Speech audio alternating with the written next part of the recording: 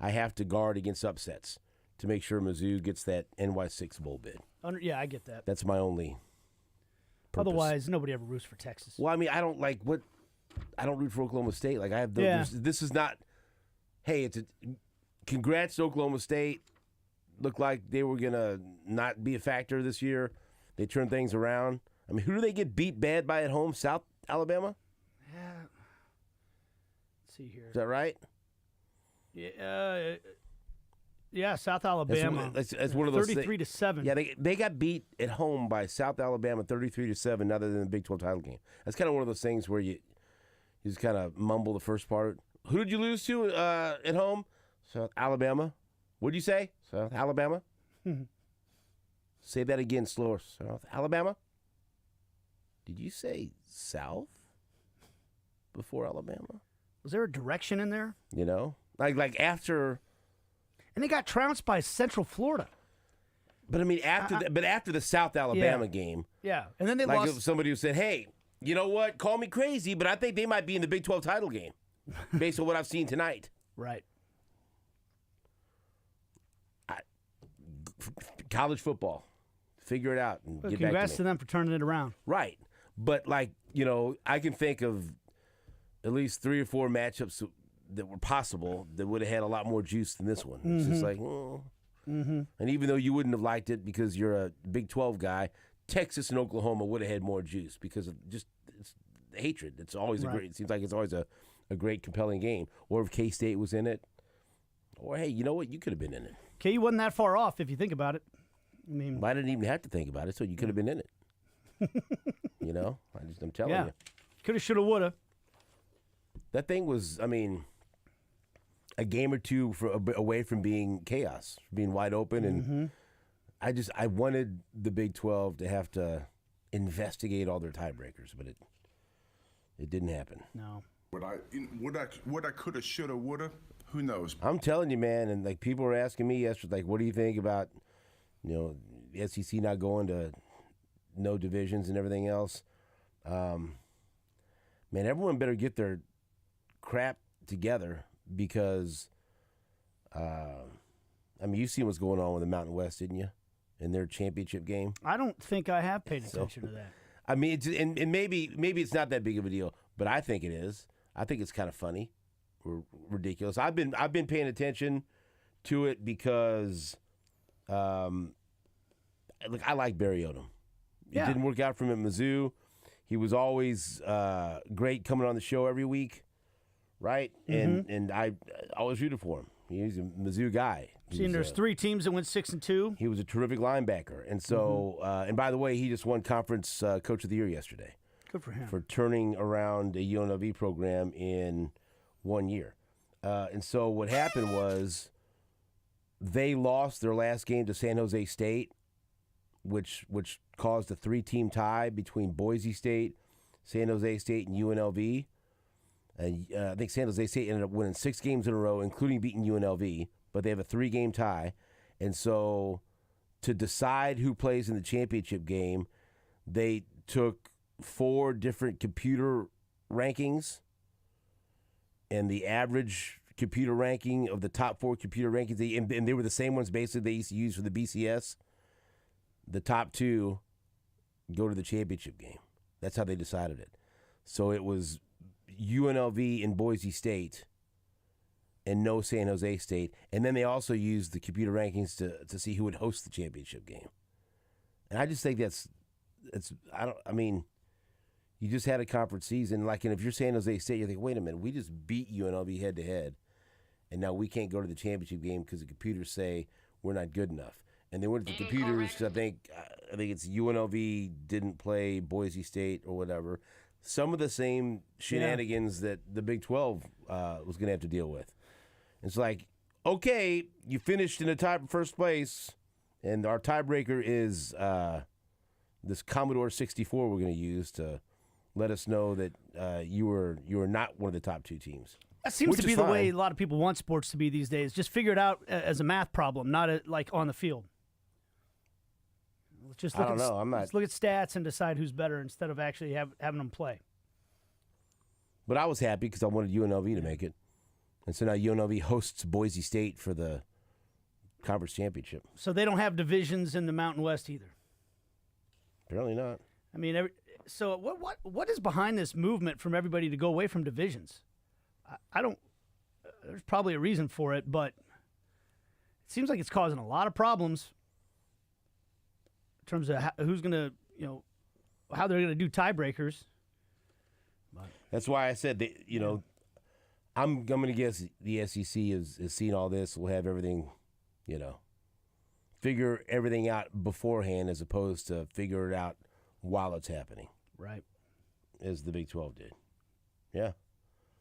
So it was a three-way tie at the top of the Mountain West between Boise State, San Jose State, and UNLV.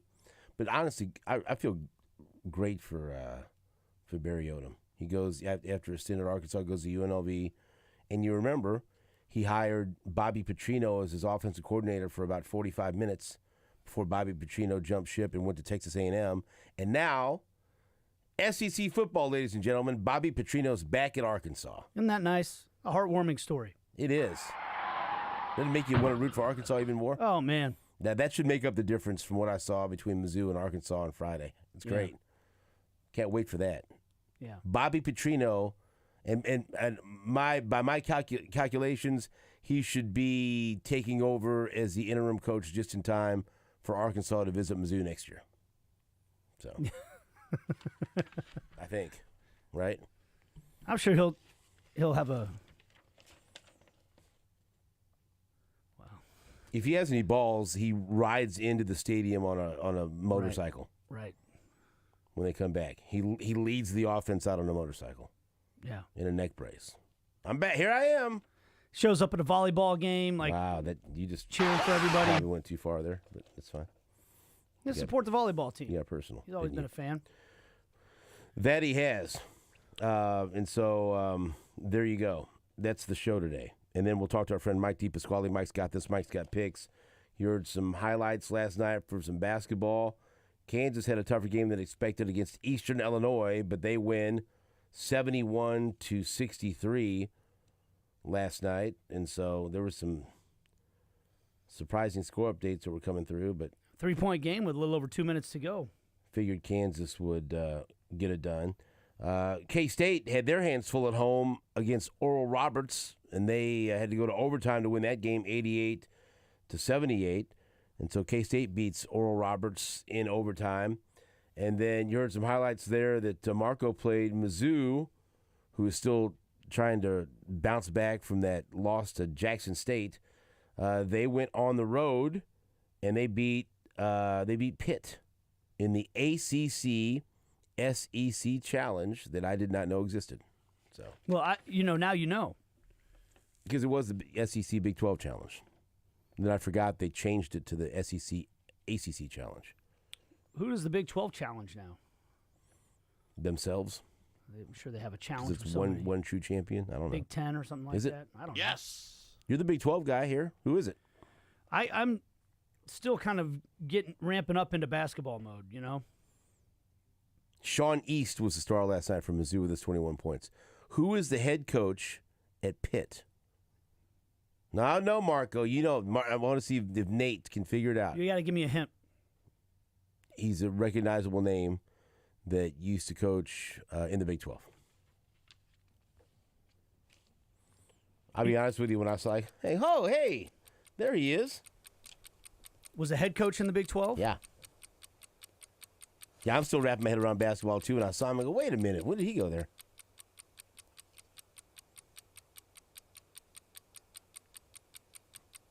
It looked like he had things really up and running at his school, but then it kind of fell apart.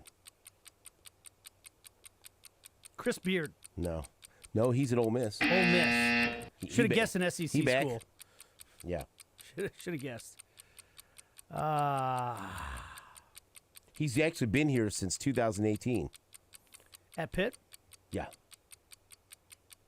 Man. He had the best player in the nation on his team in the Big 12. Lebo touted him. Todd Lebo. Lon Kruger? No. But I'm thinking of Buddy Lebo Hield. loved him. The player? Yeah, well, I mean, no, the coach the and the player too. I mean, he was the. When did Oklahoma have the best player in the nation? Well, I was thinking of Buddy. Capel. Ah, you got it. Blake Griffin. Yeah. I was thinking of Buddy Hield. Yeah. It only took me 5 guesses. So what? 7 hints. Nailed it. Hey, Jeff Capel's coming off a 24-12 year where they went 14-6 in the ACC and made it to the second round of the tournament. So, after struggling his first 4 seasons at Pitt, Struggling. so that was a nice road win. I'll be honest with you, unexpected. Right. You know. Yeah. But Dennis Gates shrinking his rotation, and Sean East is the man. The Big 12 plays in the Big 12 Big East Challenge. KU has UConn. I knew they had UConn. I didn't know that was part of the challenge. But coming up on December 1st.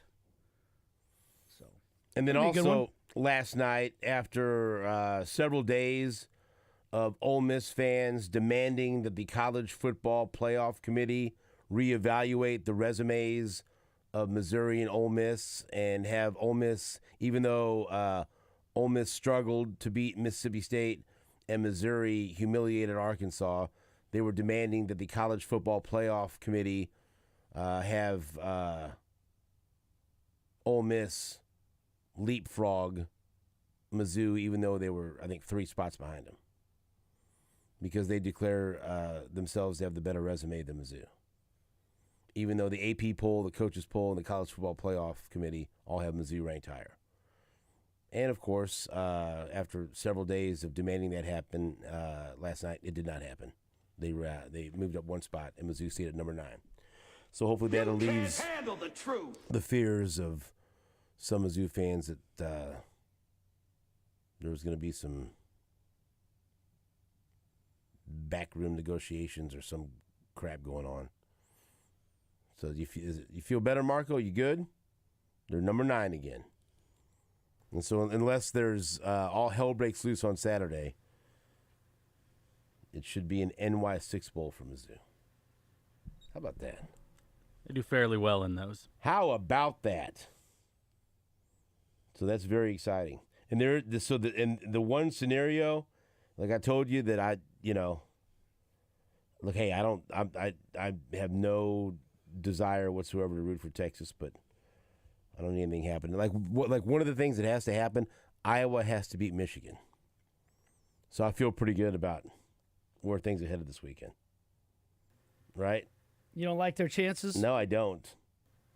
No, we that decided explosive offense? We decided yesterday that because Iowa, their point total for the game is 7.5, and we're going to bet the under.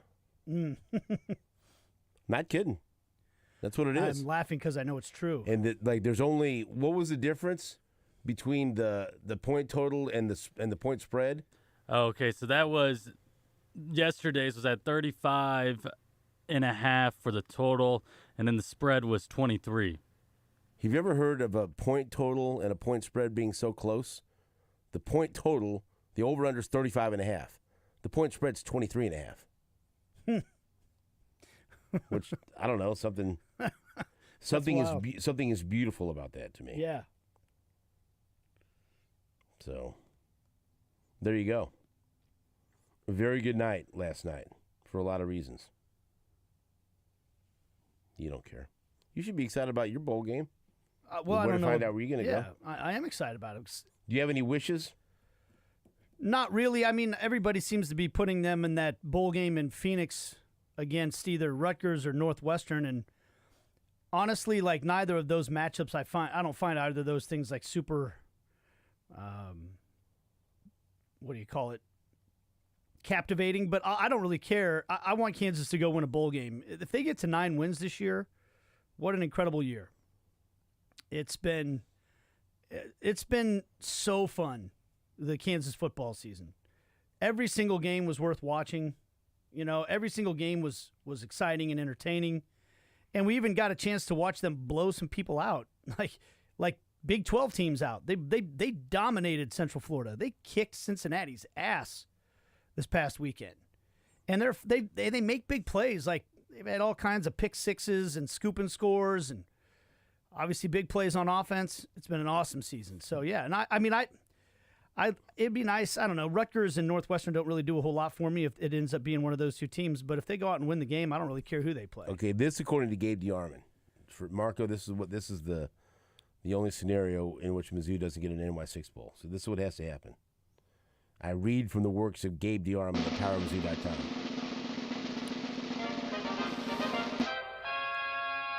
He says the absolute only way Mizzou isn't in the NY6 is if Iowa beats Michigan, Oklahoma State beats Texas, and Texas stays ahead of Mizzou, and then Louisville beats Florida State, and FSU stays ahead of Mizzou.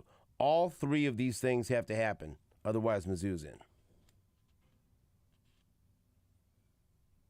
Can you work up that parlay and see what the odds are and actually not make the bet, Marco, and find out what it is?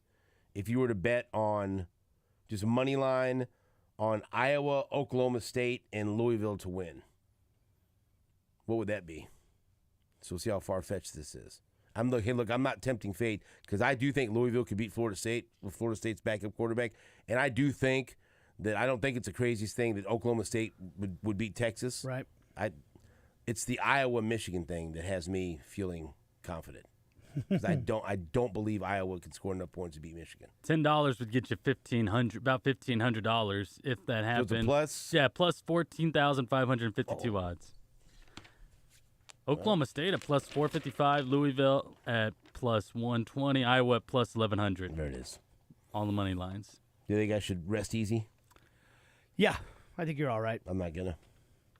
Yeah, I think you should. Actually, yeah, you should sweat it out. I will. Be nervous the whole time. Yeah, I mean, that's how I work.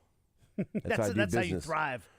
Also, very excited that I'm wearing my St. Pius X hat because my daughter Selena, who's the point guard for the freshman team, and Julia, who's the team manager, it's her first game tonight. So I get to watch Selena play in her first high school basketball game. And let me tell you, that's all this little girl's wanted to do since she started playing basketball in second grade. She'd always tell me, I'm going to play for St. Pius. I'm going to play for St. Pius. And you're like, I want to encourage her, but also, like, you're going to play for St. Pius? Sure you are. Like, oh, boy, I hope she makes it. And then going through cut downs and everything else, I was more nervous than she was. But she made the team, and now she plays her first game against Todd Lebo's Yes, sir. Truman High School squad. So Todd gets in here, see if he starts talking trash to me like he normally does. Oh, yeah. Because he's a trash talker. But all the fam and some friends are going to get together and watch Cell play up at St. Pius tonight at 5 o'clock. So I thought I had the super game down for excited. tomorrow night. It was going to be tomorrow night at East Buchanan, but they canceled the freshman game, and they wanted to still have their opening game this week. And so the coaches were awesome enough to be able to reschedule a game on 2 days' notice and get them an extra home game, and so they play tonight against Truman. So Got it. that was kind of playing out yesterday, and we were like, well, we're trying to, it's kind of hard to schedule a game last minute, but they did, so we're all fired up. Pulled it off. That's exactly right, and so thank you. We will take a break. When we come back, we'll talk to Lance Leipold.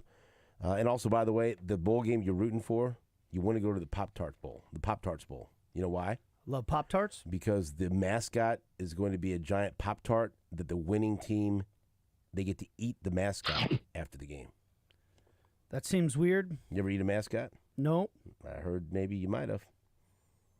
Mascot outfits always seem very gross. The and smelly. mascot is going to be an actual giant Pop-Tart, and the winning team gets to eat the mascot after the bowl game. Why wouldn't that be your number one selection? Yeah, no, I'm in. I'm going to ask Lance Leipold about that. Where is the Pop-Tart Bowl? We'll find out what his favorite flavor of Pop-Tart is. I mean, if I'm a player, I'd like to eat the mascot. I was always a cinnamon and brown sugar guy. We'll take a break back after this on WHB.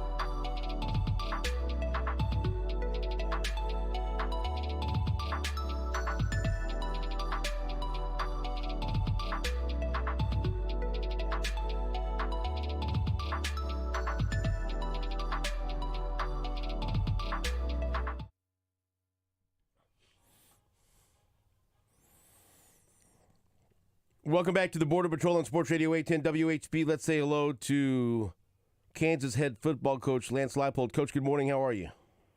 Good morning, Steve. I'm doing well. How are you? Doing very well. Hey, congrats on that last win, and congrats on a winning season. And now you sit and await the bowl matchup, the bowl destination. There's got to be some excitement there to find out where your squad is going to be going bowling coming up in just a few days. Well, yeah. Thank you very, very much on that. We played well, Saturday. And losing 2 straight, going on the road, playing a team that only has 3 wins, kind of wrapping up their year. There's a lot of questions that kind of go into play, and I think we talked about that last week. And really proud of our guys. Probably handled the preparation, going on the road, getting another conference road win, all those things that have been difficult before, and to close out the regular season on such a positive note and kind of build some momentum towards this bowl opportunity. And now we kind of waited out a little bit here through the weekend to see, I think, after conference championship games and things and how things stack up. And again, excited for this next challenge and experience for our guys. And for your team, I mean, obviously you're going to be happy with any bowl game that you get in any matchup.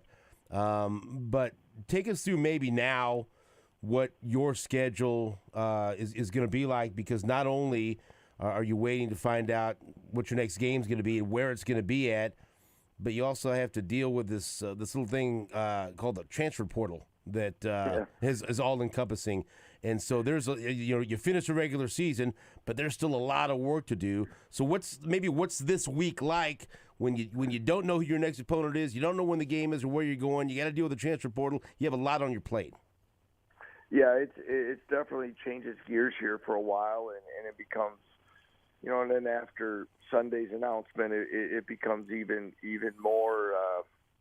I guess I don't want to say challenging but diversified in what we have to do right now. We're meeting with players, with some players. We gave them. We're going to meet here in about an hour and a half with our guys. First time they're really back in the building to kind of wrap up Saturday's game, get a lift in. It's a long year for these guys. We have finals coming up, trying to balance it out a little bit more. A year ago, we took advantage of it to get a practice in. This team has experience in a lot of snaps, so we want to try to get them as mentally and physically fresh as we can once the announcement's out to go attack this bowl game. We're in a dead period yet for recruiting until Friday. So Friday, the coaches start hitting the road, start making in-person visits with recruits, committed recruits. And as you had mentioned, and the portal is active and going, and you're trying to, our first priority is maintaining the roster that we have, and giving any of our players, honest feedback of where things are at, and for us right now, guys have that opportunity to explore, not only the portal, but their opportunities in the NFL, and there's a lot of things that we've been able to do here, and our players have worked extremely hard to explore, what their dreams would be. So it's a balancing act in many ways, and communication in all these ways are the utmost importance. Well, I tell you what, Coach, that last sentence that you just said maybe exemplifies how far your program has come in a short period of time. The problem, because I got to be honest with you, as a fan, that's one of the things I'm most nervous about is you got this incredible junior class that some of those guys might decide to test the NFL draft waters, and you just touched on it. Hey, that's a good problem to have, because a few years ago watching KU football, there didn't seem like anybody was a pro prospect, and now you got a bunch of guys that might be considering it. How do you handle that as a coach with players that have that in front of them? Yeah, it's with mixed emotions, and really you try, because what I've tried to say, and it's tough for young men just like through the recruiting process when they're in high school, and one of the things that we try to say is, we'll help you get all the information you can. Be very careful. There's a lot of people out there that tell you things you want to hear. Okay, make sure you get all the information you need to hear, because somebody wants to represent somebody. Well, you're going to get this, this, and this. Well, if it doesn't work out, you don't have anything to fall back to, and they go on to the next possible client. And, and at the same time, it's viewed that coaches are trying to hold their players back, and so their teams can be good, and there's other people's benefit, not to the individual. So we try to provide those things the best we can. We get feedback for them and let them know where it's at. I think our locker room and team knows that if we can hold this thing together with guys staying in this program and the experience of what they know on a daily basis, what they have to improve on, what they know to expect every day when they walk in the building, we have a chance to be a very good football team again next year.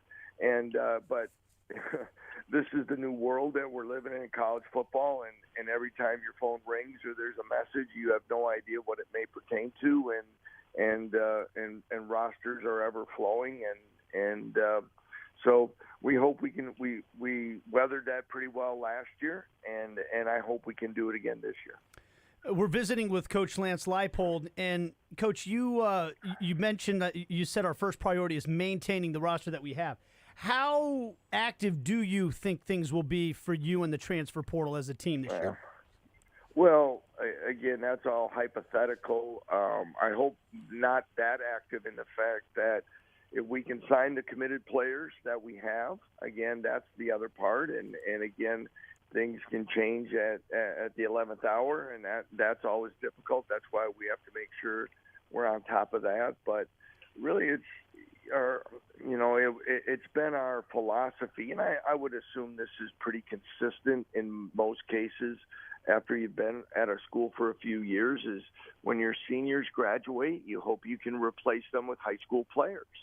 And it's, one in, one out, or one out, one in. And then if you get hit with something unexpected in the underclassmen area, that's probably where you're going to look for help in the portal.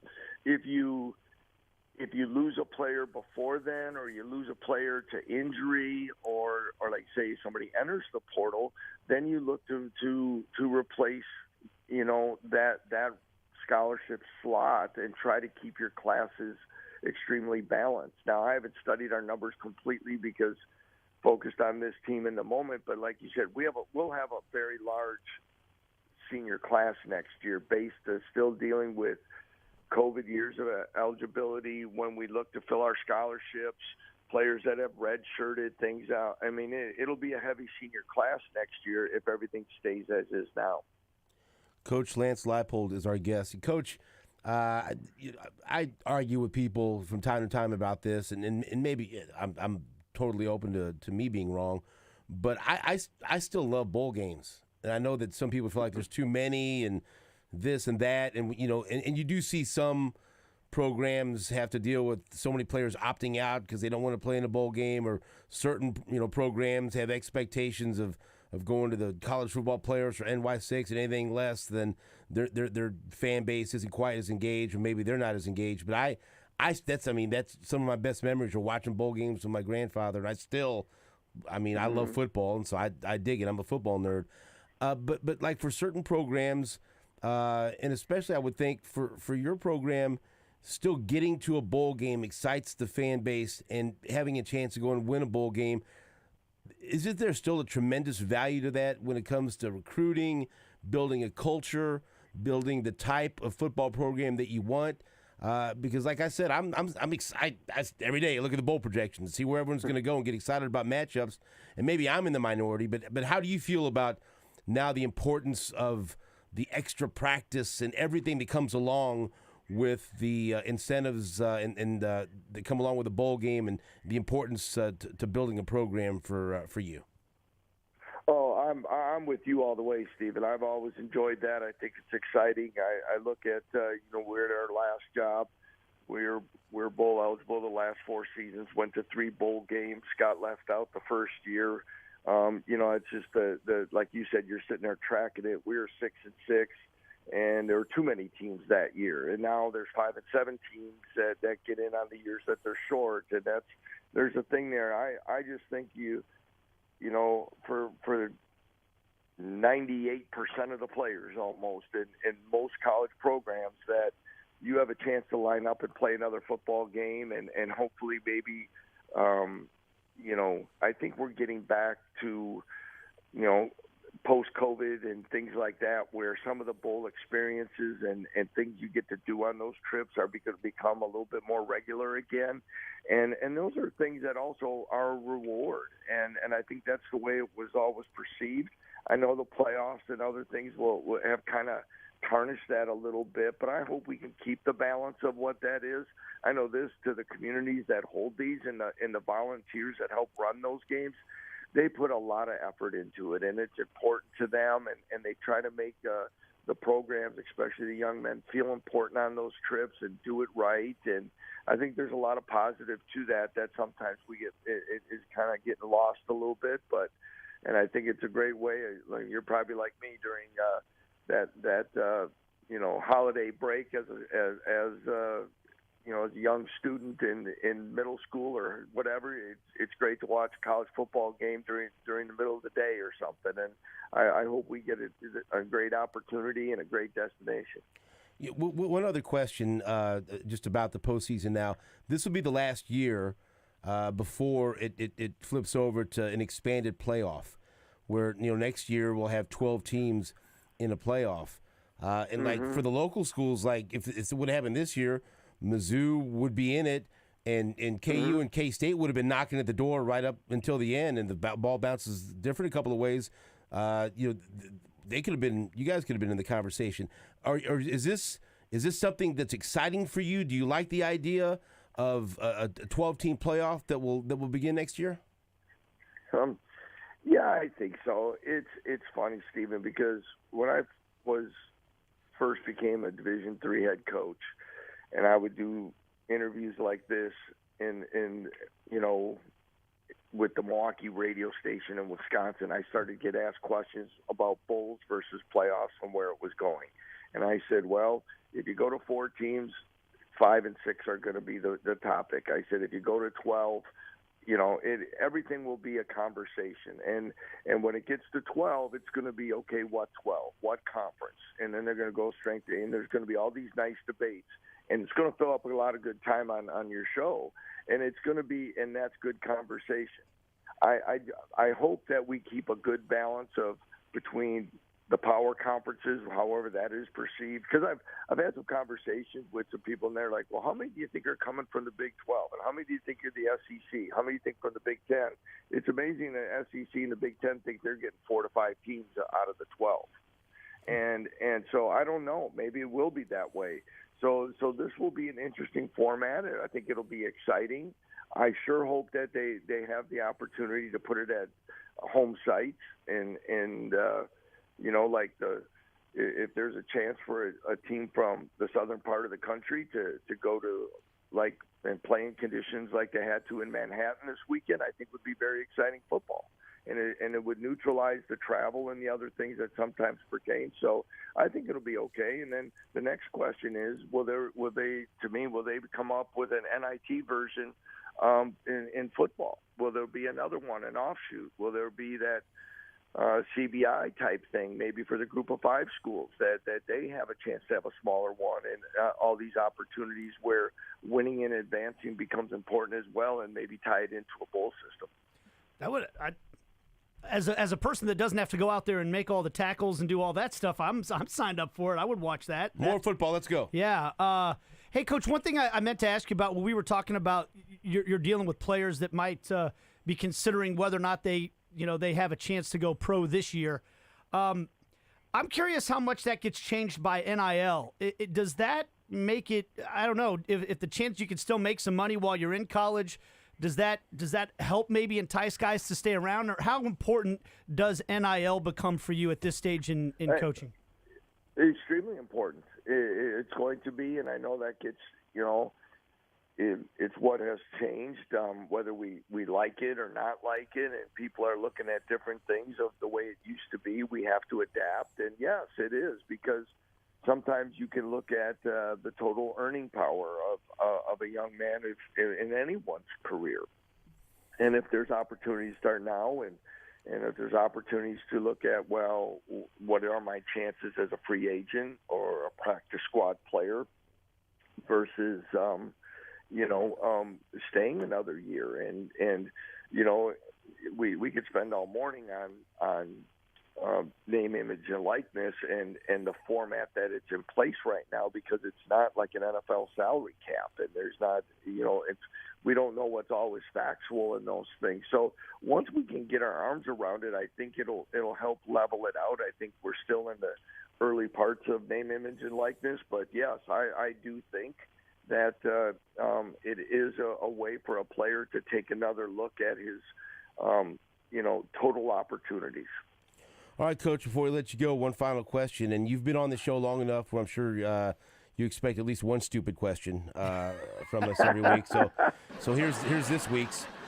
So we were talking about different bowl destinations, and one of the Big 12 bowls is the Pop-Tarts Bowl down in Florida. And Nate did not believe me when I told him that part of the allure of the Pop-Tarts Bowl is the mascot is an actual giant Pop-Tart that the winning team gets to eat after the bowl game.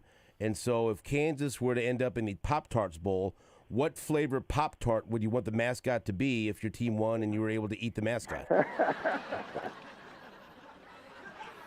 Wow. Well, I did Right. an interview early with the Pop-Tarts people, and they sent a bunch of Pop-Tarts up. So Oh, really? it was, so frosted strawberries usually probably the most, probably the safest, but yeah, that's going to be a unique experience to whatever two teams go, and especially for that winning team. For that, it's but again, it's a heck of a marketing angle for them to get people excited and talking about that bowl game. We'll put you down for frosted strawberry then, Coach. All right, then. Good choice. I like that. Very good. Hey, Coach, congratulations on a really, really good season. It's been exciting to watch your team and talk to you about it every week. And next week, let's talk about that bowl destination, all right? It sounds great, guys. You have a great week, and appreciate always the opportunity to be with you and your listeners. Have a great week. Rock Chalk. That is Coach Lance Leipold, who one vote for frosted strawberry. He differs from you, Nate. Does that anger you? I go, whatever Coach Leipold calls for, I'm in support of. And you don't mind eating mascots? I'll eat a frosted strawberry. Strawberry. Yeah, I bet I you could do will. that. I bet you. I know you could do it. We'll take a break. Back after this on WHB.